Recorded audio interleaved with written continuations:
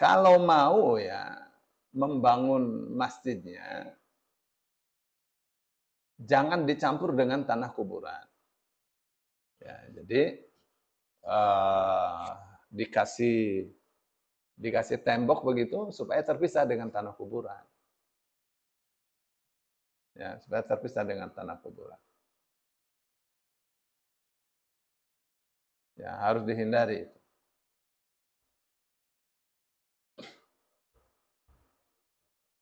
Itu ya, dirobohkan saja itu. Dirobohkan saja atau dikasih pemisah. Ya, supaya tidak nyatu dengan kuburan. Nyatu dengan kuburan sama saja. Ya, dengan membangun masjid di kuburan itu. Nggak boleh, haram hukumnya.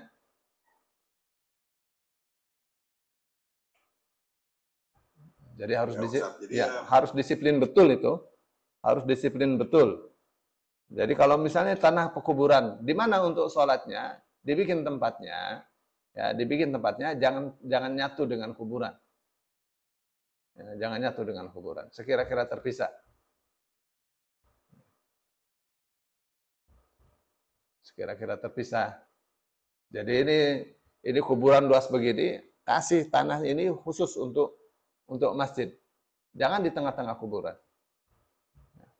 Kasih tembok yang jelas. Gitu ya. Ya, Ustaz jelas. Hanya jadi karena memang saya lihat itu sudah memang ada di situ. Jadi kalau sudah waktu masuk sholat, saya memang belum pernah sih menggunakan fasilitas musola atau masjid yang ada di kuburan. Karena saya masih ragu-ragu, sehingga saya mohon pencerahan tadi, mohon pencerahan dari Ustadz. Saya pikir baiklah kalau gitu, kalau secara kekuatan kan saya pribadi terus terang nggak mungkin lah bongkar bangunan itu. Yeah. Jadi ya mungkin ada para santrinya atau para ustadz itu bisa nanti memberi pencerahan pada saudara-saudara kita yang pengurus di kuburan itu. Terima kasih Ustaz. Sama-sama. Afwan. Jadi kalau kita misalnya pas di kuburan itu sedang ziarah, ada masuk waktu, jangan sholat di situ. Ya, cari masjid yang lain. Ya.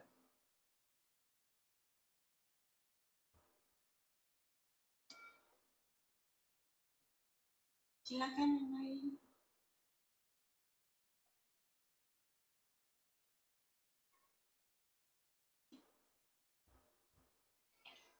Assalamualaikum warahmatullahi wabarakatuh. Wassalamualaikum warahmatullahi wabarakatuh.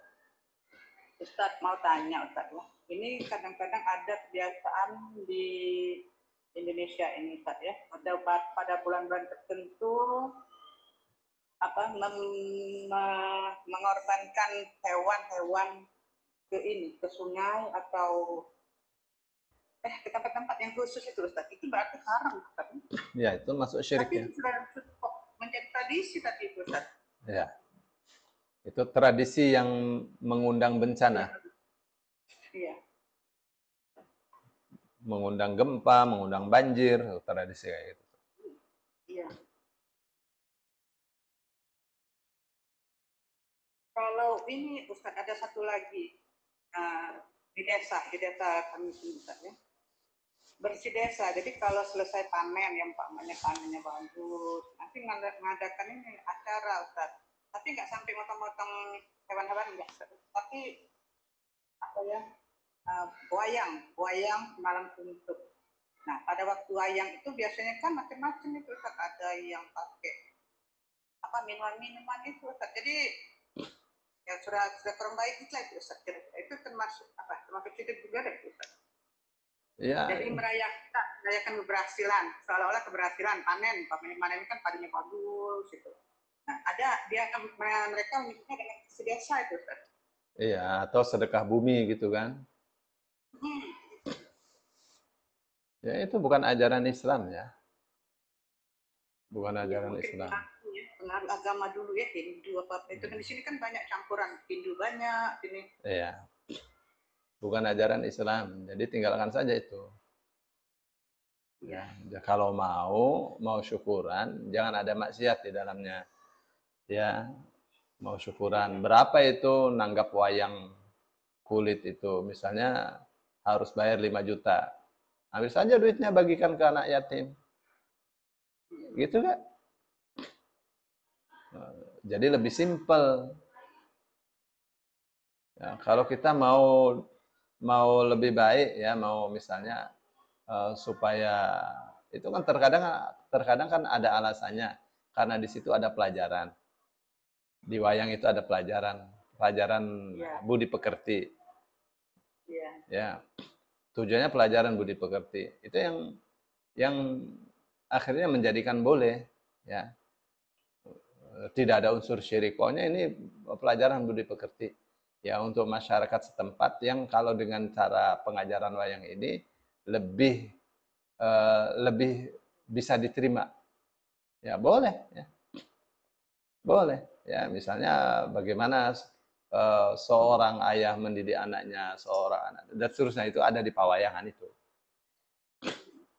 Ya, asal tidak dicampuri dengan perbuatan-perbuatan syirik, perbuatan-perbuatan yang diharamkan. Tapi kalau sudah campur dengan minuman keras dan seterusnya, ya sekira-kira ada pawayangan itu banyak orang jualan minuman keras, wah itu yang masalah.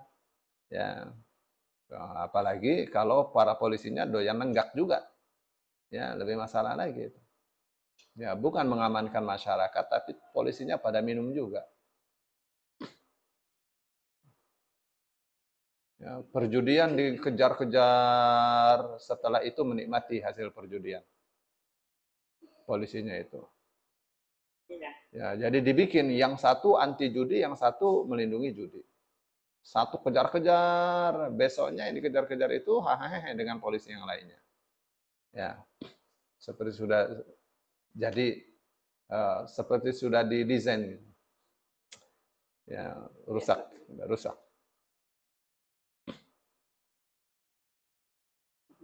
Sepertinya memang begitu, Ustaz. Jadi di daerah-daerah ini umumnya judi, nyabung ayam, kadang-kadang kalau ada acara-acara pemilihan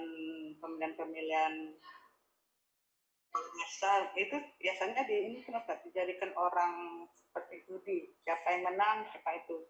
Nah, terus ya ada namanya daerah Ustaz ya, sabung ayam, apa polisinya kadang-kadang ada di situ Ustaz, kadang-kadang mereka terlihat.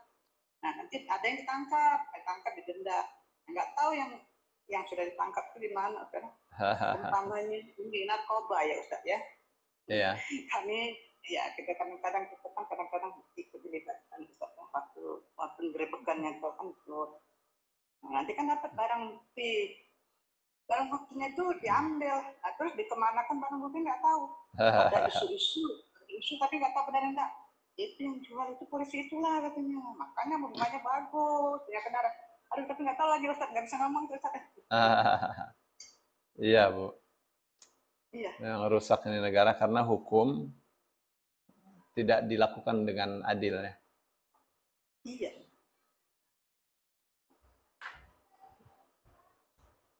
Nanti bandarnya ketangkep Ustaz ya, tapi yang kecil-kecil, bandar kecil-kecil ketangkep ya. Sekian bulan lagi katanya ini sudah masuk penjara katanya. Tadi dikirim ke Kayu Agung, dikirim ke Tanjung Raja, dihukum. Sekian bulan lagi muncul lagi, malah lebih ganas lagi. Itu gimana ya Ustaz? Ya, tingkat kejahatannya naik terus sih di Indonesia ini. Makin naik Ustaz. Naik. Karena hukum tidak punya wibawa, tidak bikin jerak. Ya. Pokoknya kapan keadilan itu tidak diterapkan, pasti negara tidak aman. Ya, masyarakat merasa tidak aman. Ya, pembunuhan ya, sedang diusut, ada yang melarang pengusutannya. Ya kan, sekarang yang sedang ramai itu, Vina itu. Ya, yang sedang viral, ya Vina. Ya. Ya. Itu sangat memalukan sekali itu. Ya. Karena kasus ini kan bukan dalam negeri saja yang soroti itu. Ya, seluruh dunia itu nyoroti kasus itu. Ya. Tapi orang zalim akan dibalas oleh Allah. Ya, pemerintah yang melindungi kezaliman dilaknat oleh Allah, para malaikat, dan seluruh manusia. Kezaliman dilindungi coba. Iya. Itu tuh pentingnya. Kalau kita Itu kalau ngaji. yang Ustadz, yang kalau kasus Pina itu sebenarnya terjadi di Palembang, Ustadz. Itu sekitar waktu aku masih SMP. Jadi Masnah, kalau nggak salah korban itu Masnah, anak SMP negeri. Waktu itu dia kelas 2. Jadi dia diperkosa dan dibunuh. Pelakunya itu sebenarnya sudah ketahuan, Ustadz, anak pejabat, anak ya yang waktu itu berkuasa. Tetapi sekian tahun, anak pejabat itu betul-betul kaya raya, Ustadz. Hampir semua lahan dia punya. Tetapi itu benar-benar nyata, Ustadz, ya, secara kasat mata. Sekarang ini secara perlahan habis, Ustadz, harta-hartanya dijual, dan mereka adik-beradik itu ya tidak akur, Ustadz. Ya, itu betul-betul. Padahal kalau untuk kekayaannya di tahun 1971 itu kaya raya. Seorang pejabat, orang tuanya. Tapi tidak bisa ditegakkan hukumnya.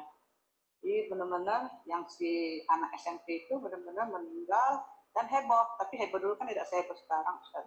Seperti sama kasusnya dengan Vina ini, Ustaz. Iya. Ya, hukum yang carut marut ya.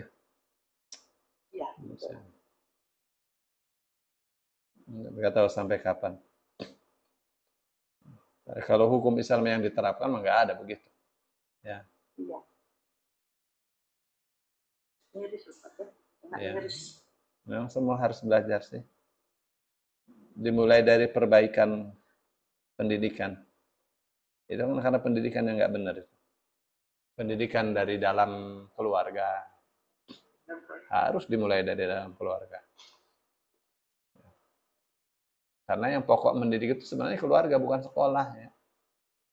Sekolah sekarang itu berlomba-lomba untuk memperoleh nilai terbaik. Ya, ini juara satu. Ya. Jadi sekolah itu sekarang itu bukan mendidik akhlak, tapi menjadikan anak cerdas saja, pintar. Tapi untuk akhlak kita tidak dapatkan dari sekolah untuk akhlak. Terkadang gurunya yang nggak benar, ya Bu. Ya. Betul, jadi berlomba-lomba untuk apa ya? Untuk laptop lah kira-kira, lomba-lomba. Ya. Tapi ya tetap rumah tangga, keluarga yang harus jadi contoh. Kita kan bisa memberikan gini-gini. Kalau kita sendiri cuma menyuruh tapi tidak memberikan contoh. Yang harus dimulai dari keluarga, dari rumah. Hanya Al-Quran mengatakan qu anfusakum wa ahlikum nara. Jagalah diri kalian dan keluarga kalian dari api neraka. Ya, pendidikan dimulai dari dalam. Kalau tidak dididik di dalam rumahnya gimana? Ya, harus dari dalam. Ya, kapan kita bisa mendidik anak sendiri, didiklah anak kita sendiri dengan baik. Ya. Kapan tidak bisa, enak dipasarkan ke pesantren yang menjanjikan akhlak. Ya. Ada pesantren yang kita merasa nggak bagus akhlaknya di situ anak-anak, ya ada lah.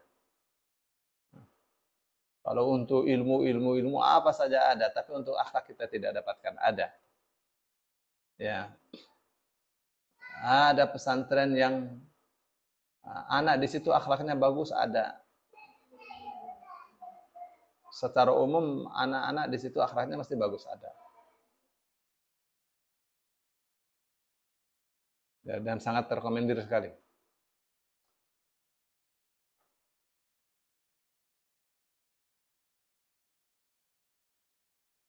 Baik, Ibu, ada lagi pertanyaan? Ya, Ustaz, makasih, Ustaz. Afwan. Afwan. Afwan.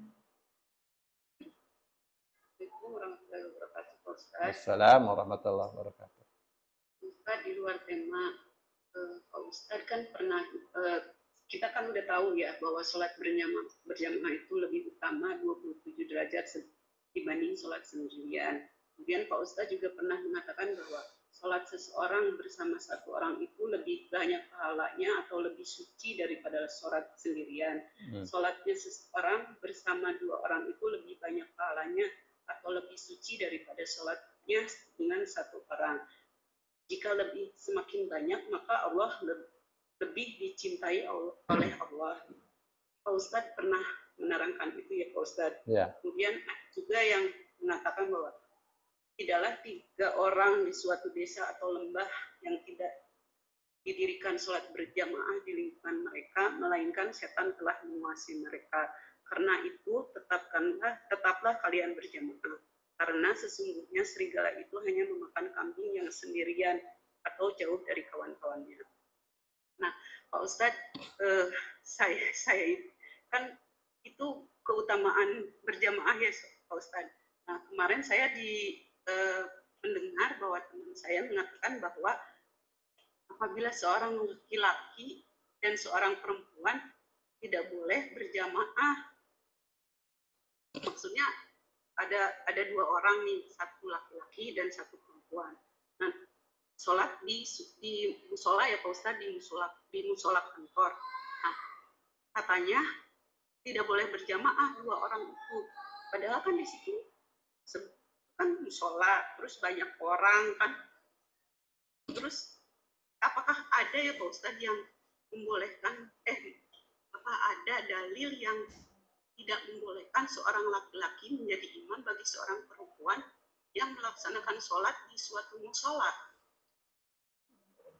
Bagian itu namanya ijtihad. Ya, jadi laki-laki itu berhak menjadi imam perempuan. Nah, sekarang dalam satu musola, dalam satu ruangan, ada laki dan perempuan saja yang bukan muhrim. Ya, terus sholat berjamaah, apakah dibolehkan?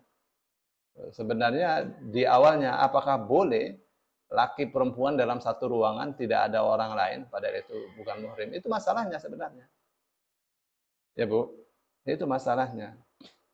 Tapi kan ada orang lain Pak Ustadz yang sedang sholat juga, Ya, yang sedang zikir. Berarti tidak sendirian. Jadi, kalau ada orang lain, no problem. Ya, yang problem itu kalau ada laki perempuan 2 saja di situ. Ya. Coba kalau laki-lakinya nakal, dikunci itunya, dijailin sama laki-laki gimana? Ya, setan kan pintar itu. Pintunya dibuka itu boleh Ya, Pak Ustadz. ya. Kalau banyak orang berarti tidak masuk hukumnya khalwat. Ya. Apa tuh khalwat? Khalwat itu bersepian laki dan perempuan saja. 2 orang. Ya. Kalau banyak orang lalu lalang di situ ada orang sedang zikir segala dari perempuan atau dari laki-laki, boleh, nggak apa-apa, no problem aja. Ya. Yang tidak boleh itu khalwatnya. Ya Bu. Jelas kan? Ya. Makanya saya takutnya salah gitu Pak Ustadz. Kan malah semakin disuruh sholat berjamaah kan semakin banyak pahalanya, itulah kan lebih dicintai Allah. Tapi kok ini ada yang mengatakan tidak boleh. Nah, saya mikir kan yang ini tuh musola, terus orang lagi banyak, ada yang lagi zikir lah, ada yang lagi, maksudnya masuk orang gitu Pak Ustadz. Ya, no problem aja. Jadi nggak masalah ya Pak Ustadz, tetap lebih utama berjamaah kan? Iya, jadi dilihat saja ada khalwat apa tidak. Yang dilarang itu khalwatnya itu, bukan sholat berjamaahnya, khalwatnya itu. Ya, kalau dia saja berdua, tidak ada orang lain, itu nggak boleh itu. Sebelum sholat saja nggak boleh. Ya Bu. Tapi kan di situ kan sebenarnya keluar masuk orang itu. Ya berarti bukan khalwat dong kalau begitu. Ya. Khalwat itu bersepian, 2 orang saja, dan itu bahaya. Nanti setan bisik-bisik bagaimana? Enggak mungkin kalau di musola hanya berdua saja gitu. Bisa. Kan Bisa satu kantor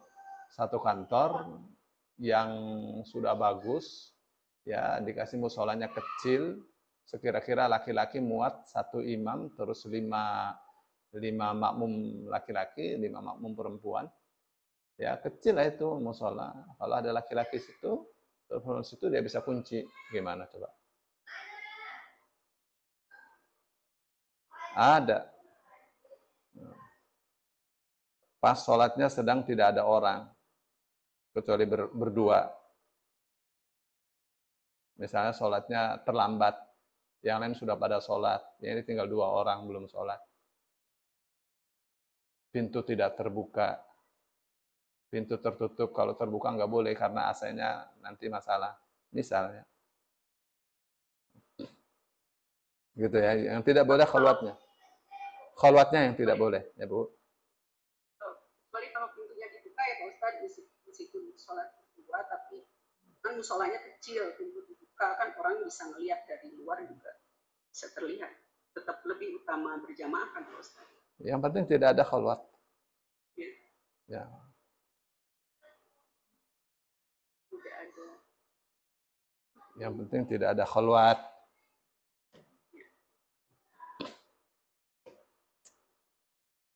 Terus kalau fiqh Oh iya.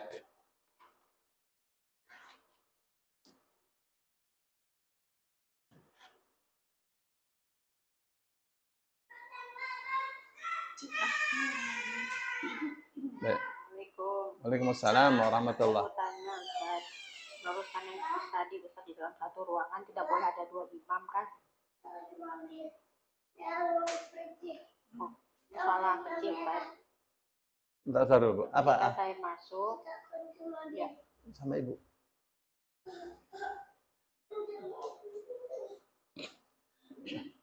Gimana Bu Nining? Ulangi, si Faruk mengganggu tadi. Ini kejadiannya ketika ada musola kecil Ustaz. Saya masuk bersama teman. Ada kayaknya suami istri. Saya bilang, saya mau ikut berjamaah. Oh nggak bisa Ibu, saya lagi safar katanya. Akhirnya saya nunggu teman. Kan dalam satu ruangan nggak boleh ada 2 imam kan Ustaz. Setahu saya sih. Iya. Ya. Terus akhirnya saya ada sama teman lah bertiga kan. Terus gimana Ustaz? Saya kan mau sama teman saya mau ngimam nih bertiga nih, karena kita kan emang tinggal di situ gitu. Tunggu mereka selesai atau gimana? Jadi kalau ada orang safar, terus jadi imam, dia sholatnya sesuai dengan keadaannya. Ya, misalnya saya jadi imamnya safar, saya akan lihat ya orang yang di belakang ini kalau saya sholatnya cuma 2 rakaat, mereka ini masalah apa tidak? Gitu ya. Di tengah-tengah masyarakat yang terpelajar nggak masalah. Saya sholat 2 rakaat zuhur, mereka sholat 4 rakaat. Saya salam, mereka tinggal nambah 2 kan? Ya, mereka tinggal nambah 2. Gitu ya. Tapi kalau saya lihat nih orang nih sepertinya tidak terpelajar, ya udah saya sholat, tidak saya qashar. Saya tetap sholat zuhurnya 4 rakaat. Ya, untuk menjaga supaya tidak terjadi fitnah. Gitu mestinya. Jadi tadi, ibu tadi orang nggak ngerti hukum. Kalau ngerti hukum ya silakan, tapi suami saya qashar ya, ibu nanti tinggal menyempurnakan. Gitu gak? Gitu sih mestinya. Jadi tidak menunggu ada orang lain terus, atau tidak menunggu dia selesai, ikut aja nggak apa-apa. Selesai. Ya. Jadi ini orang tidak ngerti juga dia. Ya. Ya, Ustaz. Afwan.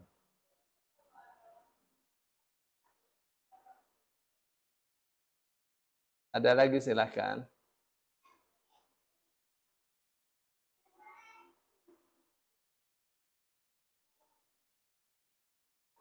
Nambah boleh nggak Pak Ustadz? Ya, silakan. Ada yang tanya Pak Ustadz, kalau BPJS itu boleh apa enggak? Halal atau kan itu iuran tuh Pak Ustadz. Kita kan disubsidi sama pemerintah. Ada juga yang sebagian iuran.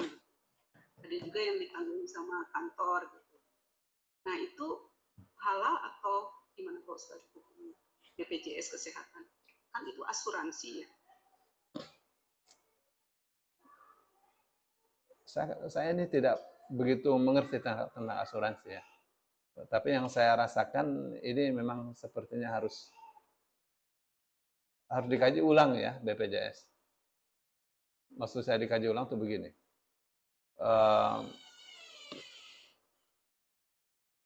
Saya sebagai kepala keluarga, ya begitu istri saya mendaftar BPJS, terdaftar semua itu. Dikasih kartu, 17 kartu. Ya. Satu orangnya 75.000 setiap bulan. Kenapa harus semua? Kenapa tidak satu keluarga, satu BPJS? Supaya tidak berat. Begitu enggak? Ini jadi saya ini jawabnya jawab subjektif ya. Jawab subjektif. Jadi terbebani orang yang punya anak banyak, bebannya banyak banget. Ya, pemerintah sampai mestinya kan pemerintah kasih subsidi kepada orang yang keluarganya banyak. Begitu kan? Iya. Jadi itu mesti dikaji ulang mestinya ya. Jadi seperti kita itu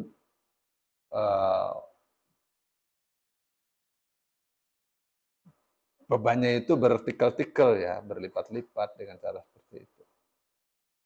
Misal saya saja yang mau BPJS satu orang gitu, nggak bisa, harus satu keluarga. Ya, itu yang menurut saya tidak Islami sekali itu kayak gitu. Ya.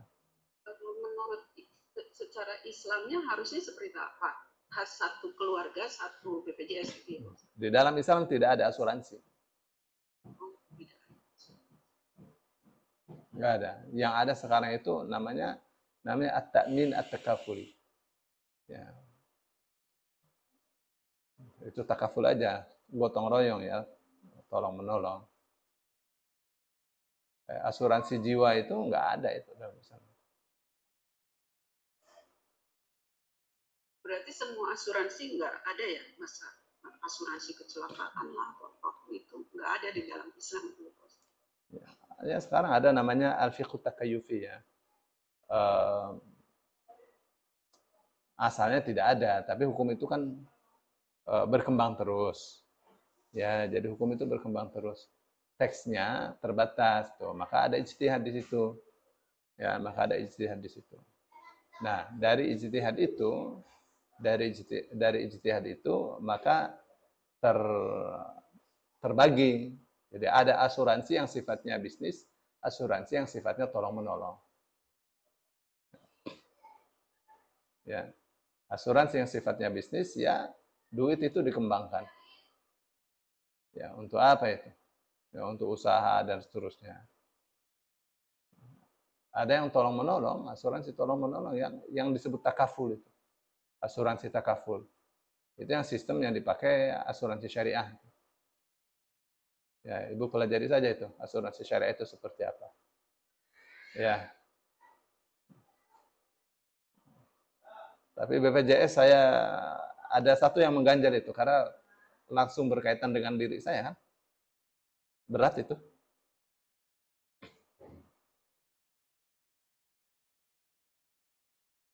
Meskipun disubsidi sama pemerintah tetap. Bukan disubsidi sama pemerintah. Pemerintah dapat duit banyak dari BPJS. Kita harus bayar. Sakit nggak sakit kita bayar kan? Iya. Yang sakit dengan yang tidak sakit banyak yang tidak sakit kan? Berapa gajinya yang direktur BPJS?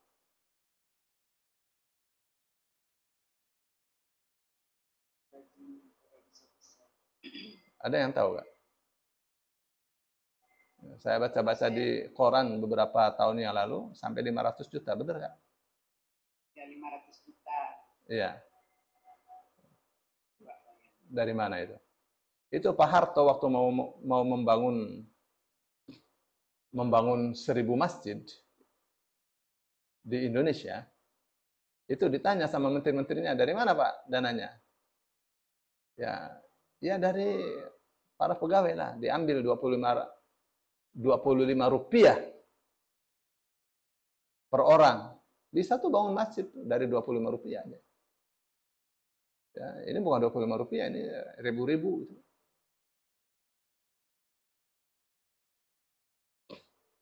BPJS sekarang mah harus ini Pak Ustadz, kalau bayar bikin SIM harus ada BPJS. Bayar pajak harus pakai BPJS, kalau nggak bisa katanya. Harus semua orang ini BPJS. Ya, saya belum komentar ya, belum komen ya. Untuk sementara saya mau komentari yang berkenaan dengan hak saya. Ya Bu, untuk sementara. Untuk sementara, saya belum tahu ya seperti apa sesungguhnya yang terjadi di dalam. Ya, yang jelas pembebanan kewajiban kepada setiap keluarga sebanyak keluarga yang ditanggungnya untuk bayar BPJS itu menurut saya itu zalim. Ya. Karena sangat memberatkan sekali. Biaran nggak klaim susah. Dan kita sakit, aduh benar-benar harus susah prosedur ribet sebenarnya. Penyakitnya nggak di ini. Oh iya. Ada obat. Membatasi.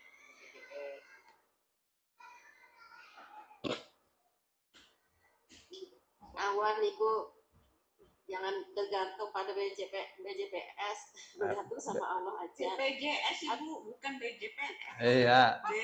BPJS. Al-Quran itu asik loh Bu, ya Pak Ustadz. Itu Al-Quran itu lebih baik dari segala macam obat. Wah, luar biasa. Pak Ustadz ya. Iya. Harus yakin dengan Al-Quran, jangan bergantung pada dokter dan rumah sakit dan nggak ini saya soalnya udah pengalaman setiap sakit dikit ke dokter, ternyata mereka tidak bisa mengobati. Obat-obatnya itu kimia-kimianya itu jahat banget, obat kimianya itu. Makanya sekarang hanya bergantung pada Allah, pada Al-Quran, dan pada obat-obat herbal. Alhamdulillah, lebih baik badannya dan lebih sehat, insya Allah. Itulah Bu, ibu-ibu sayang, jangan bergantung pada dokter, jangan bergantung pada rumah sakit. Dokter nggak laku nih, banyak dokter di sini Bu. dokter nggak laku. Dokter Zaidul Akbar buktinya pada hijrah tuh. Nah, Dokter Zaidul Akbar, Dokter Cahyono, semua dokter-dokter Muslim pada hijrah. Nggak mau lagi ikutin Yahudi ya, jangan ikut-ikut Yahudi. Subhanallah. Jazakallah khairan guys. Assalamualaikum. Semoga Pak Ustadz sehat selalu ya Pak Ustadz. Amin. Bicara nanti nih dokter. Dengan Allah, semoga kita semua masuk jannah rame-rame. Insya Allah ya Pak Ustadz ya, doain kita Pak Ustadz. Insya Allah. Warahmatullahi wabarakatuh. Assalamualaikum warahmatullahi wabarakatuh. Ya memang tuh yang maha penyembuh memang Allah. Dokter itu perantara.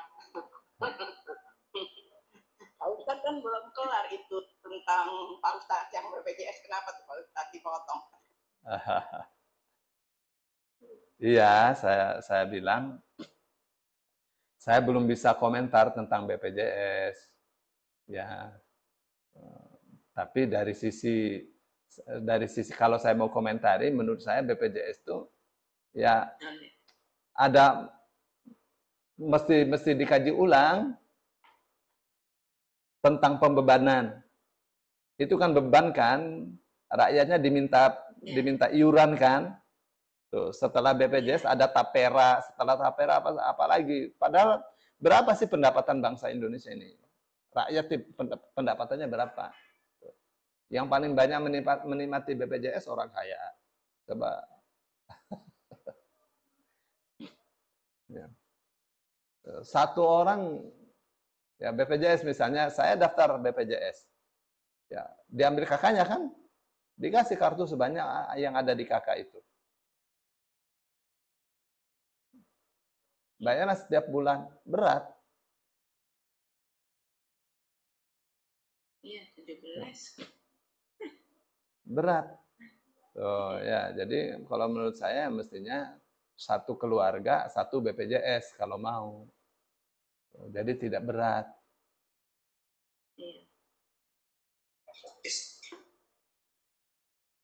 Pak Ustadz, Ya, Assalamualaikum. Wassalamualaikum warahmatullahi wabarakatuh. Ya Pak, mengenai BPJS BPNS Pak.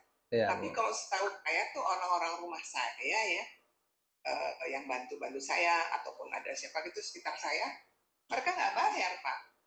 Jadi BPJS-nya bukan BPJS Mandiri, jadi dia tidak sama sekali tidak iuran, dia dapat kartu gitu ya. Terus ini juga ada, saya tanya barusan yang bantu-bantu saya, dia dari Jawa gitu, dari Cilacap, dia juga nggak bayar, tapi dia dapat tuh kartu itu Pak. Ya, ada. Mungkin Bapak bisa kali Pak yang nggak bayar, jadi tidak dikenakan biaya iuran. Ya, itu kan nanti kan dilihat kan, ada pengantarnya dari Pak RT dan seterusnya kan. Iya. Saya misalnya istri saya tidak bayar, tapi dua anaknya bayar. Ada namanya istilahnya KIS apa kalau nggak salah. Mereka jadi tidak sama sekali. Jadi yang BPJS itu ada yang mandiri, ada yang tidak. Yang tidak mandiri itu 100% tidak membayar iuran. Yang mandiri itu ada klasifikasinya, yang kelas 1, kelas 2, kelas 3 gitu. Ya, jadi sekitar saya di kampung-kampung saya itu mereka tidak iuran. Jadi mereka ya, memang ada Ibu. Macam saya sendiri macam saya misalnya ya, untuk dapatkan seperti itu hampir dikatakan tidak akan. Iya, nanti kan diperiksa rumahnya, bisa Pak RT bilang memang Ustadz nggak mampu gitu. Ya. Ustadz punya mobil, punya apa segala, enggak. Itu kan. Saya sendiri 2 tahun yang lalu atau 4 tahun yang lalu sempat tuh Pak dapat kartu sehat yang tidak bayar, tapi saya KIS kalau nggak salah, tapi saya tidak manfaatkan karena kita sudah punya askes, jadi ya sudahlah. Jadi saya juga heran nih kok kita dapat yang gratis, saya juga nggak ngerti itu RT-RT-nya bagaimana cara kerja. Saya mohon cuma info aja. Iya Bu, iya sama-sama.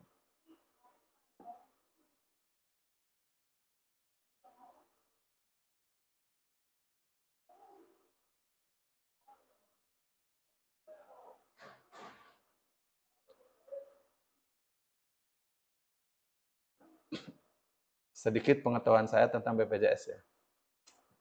Nggak ngerti banyak saya, jadi belum bisa komentar. Abdurrahman mungkin tahu. Ya, dia banyak tahu. Iya Pak Ustadz, harusnya itu satu keluarga, satu kartu tidak setiap per orang. Kayak tempat saya itu satu kartu untuk satu keluarga, kecuali anaknya banyak kayak Pak Ustadz. Nah itu bisa lebih dari satu kartu. Jadi si pemegang intinya itu orang tua. Itu. Nah anak-anaknya itu tercantum di kartu BPJS. Kalau di sini bilangnya Medicare. Dan itu memang wajib dari pejabat sampai kalangan masyarakat rendah. Itu wajib punya Medicare. Dan itu ya alhamdulillah karena penduduknya mungkin sedikit dibandingin Indonesia, itu Medicare itu kita tidak dikenakan biaya. Itu loh. Itu di mana itu? Bu Dewi di mana? Di Australia kah? Iya, di Australia. Karena masyarakat di sini itu membayar pajaknya itu cukup besar. Jadi pemerintah benar-benar menyalurkan untuk kesehatan, untuk jalan, itu semua fasilitas dijamin oleh pemerintah. Karena masyarakatnya di sini kan sedikit Pak Ustadz, di tempat saya itu cuma berapa juta saja, tidak kayak di Indonesia ratusan juta atau puluhan juta. Paling di sini puluhan juta juga tidak sebanyak Indonesia, itu aja. Makanya saya pas dapat kartu BPJS di Jakarta, saya kaget itu dapatnya itu per orang, bukannya per keluarga atau per kakak, tidak. Karena saya di sini itu dapat kartu itu 2, jadi satu suami saya dan satu istri saya, suami istri itu yang dapat. Untuk anak-anak tidak, karena namanya sudah cukup tercantum. Itu kan juga istilahnya pengiritan biaya Pak Ustadz. Gitu loh. Berapa banyak pemerintah harus mengeluarkan kartu kalau dibikin satu-satu kayak begitu. Itu kan bisa juga untuk membantu masyarakat ekonomi lemah. Dan memang BPJS yang saya terima saya tidak bayar, itu karena saya kan tidak tinggal di Indonesia. Saya sudah tanya dengan RT RW, tidak masalah. Jadi yang tidak bayar itu istilahnya bukan di kelas 1, 2 atau VIP. Itu kelas yang istilahnya satu kamar itu rame-rame Pak Ustadz. Itu yang saya tahu karena saya tanya dengan RT atau RW. Jika kita mau di kelas 1 atau VIP, itu memang ada yang namanya BPJS Mandiri. Itu yang saya dikasih tahu dari lingkungan saya di Jakarta. Gitu aja Pak Ustadz. Iya, Bu. Terima kasih informasinya.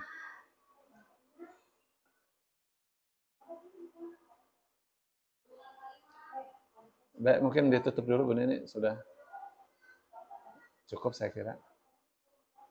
Iya. Terima kasih Bapak Ibu informasinya tentang BPJS ya. Iya, saya juga nggak bayar. Alhamdulillah. Tapi cara saya nggak bayar-bayar, udah berapa 6 bulan